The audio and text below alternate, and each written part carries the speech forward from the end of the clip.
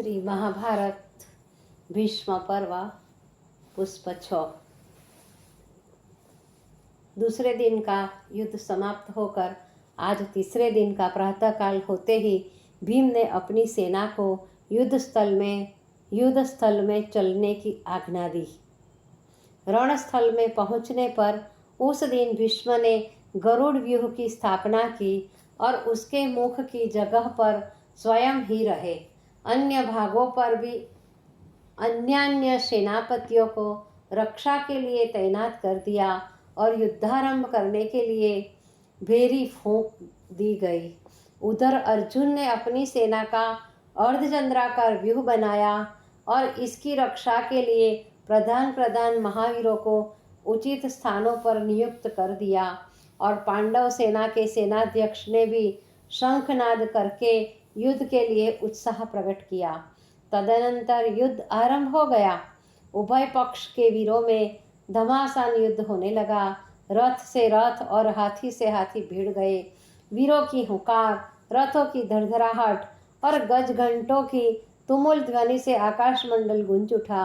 कौरव सेना बड़ी वीरता से लड़ रही थी। उसकी बहादुरी ने पांडव सेना के पैर उखाड़ दिए।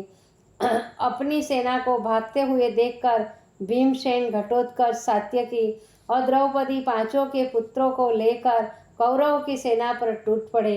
दुर्योधन भी 1000 हाथियों के साथ घटोत्कच के मुकाबले आकर युद्ध करने लगे। पांडव भी अपनी सेना को लाकर भीष्म और द्रोण के सन्मुख जा डटे। उस समय अर्जुन ने बड़ा संहारकारी युद्ध किया। उन्होंने सन्मुख लड़ने वाले योद्धाओं के सभी प्रयत्न विफल कर दिए और अपने हस्तलाघव से उन सबको बड़ा त्रस्त किया। कौरव सेना भयभीत होकर पीछे की ओर लौटने लगी। तब दुर्योधन भीष्म के पास जाकर कहने लगा, दादा, आपके और द्रोण गुरु के रहते हुए भी हमारी सेना अनाथ की भांति इधर उधर भागी जा रही है। यह आपके लिए बड़ी लज्जा की बात है। पांडव आपसे बलशाली नहीं है, लेकिन आपकी कृपा से ही वह हमें पराजित करने में समर्थ है। यदि आपको ऐसा भी करना था तो हमसे युद्ध से पहले कह दिया होता, तो हम आपके स्थान पर कर्ण को ही नियुक्त करते। दूसरे शब्दों में मैं आपकी इस चेष्टा को धोखा कहूँ तो अनुचित न होगा।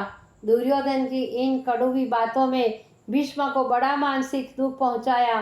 वे क्रोधित होकर बोले, दुर्योधन, मैंने एक बार कह दिया कि पांडव अजय है। उनके समक्ष हम वृद्ध होने पर अपनी सामर्थ्य के अनुसार प्रयत्न करते हैं। आज हम ऐसा युद्ध करेंगे कि पांडव लोगों के पैर उखड़ जाएंगे।